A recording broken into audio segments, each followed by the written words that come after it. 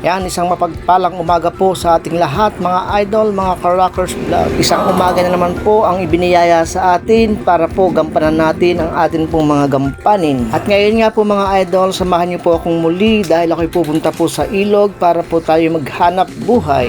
Kailangan po kasi mga idol, maaga tayong pupunta ng ilog para hindi tayo abutan ng matinding sikat ng araw.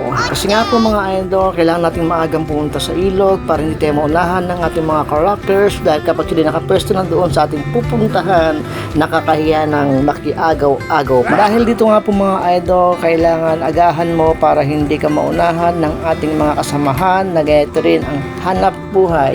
Dito nga po pala mga idol sa atin pong hanap buhay, hindi mo na kailangan mag-jogging para ikaw ay pagpawisan. Dahil sa bigat ng isang balding bato na bubuhatin mo mga idol, siguradong ikaw ay pagpapawisan. Lalo po ngayon mga idol, dito ako pumesto sa mga heavy equipments na nagkarga ng mga buhangin sa mga dump truck na ito. Dito kasi mga idol, kahit papano marami kang makukuha, ikaw lamang ay maging listo. Dahil kapag hindi ka naging listo at natrasan ka ng loader na ito, siguraduhin kong hindi ka bibiruin nito. Kaya kapag siya'y sumusuro, ako muna'y patingin-tingin sa kanya kung mamumulot pag hindi na siya nagsusuro. Ayan mga idol, kita nyo naman kahit paano nakakaipon na ako ng aking mga pangarga sa aking body na kasama ko.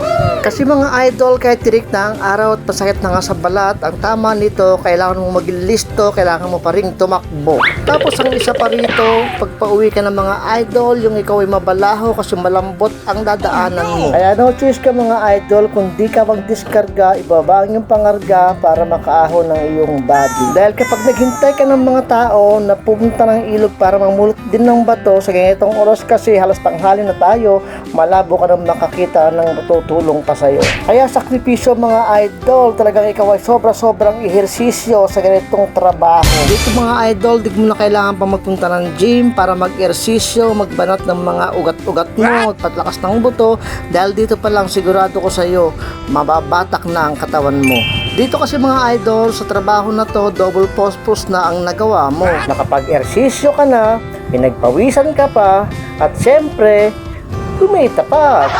Saan ka pa? At ayan na nga po mga idol, nandito na tayo sa lugar po namin. Nadala ko na ang mga bato na pinulot natin kanina at akin naman sa ngayong aayusin. At ayan po sa mga idol po natin na nagsasabing pinupulot lang namin ang mga bato, kita niyo naman po kung gaano napakarami pong proseso. Ilang beses namin hihimasin ang mga bato para may ilagay sa mga net bag, may display sa highway at maidulot po sa inyo. Ayan nga po mga idol, muli maraming salamat po sa inyo, sa aking mga followers, non-followers, siyempre viewers at top fans.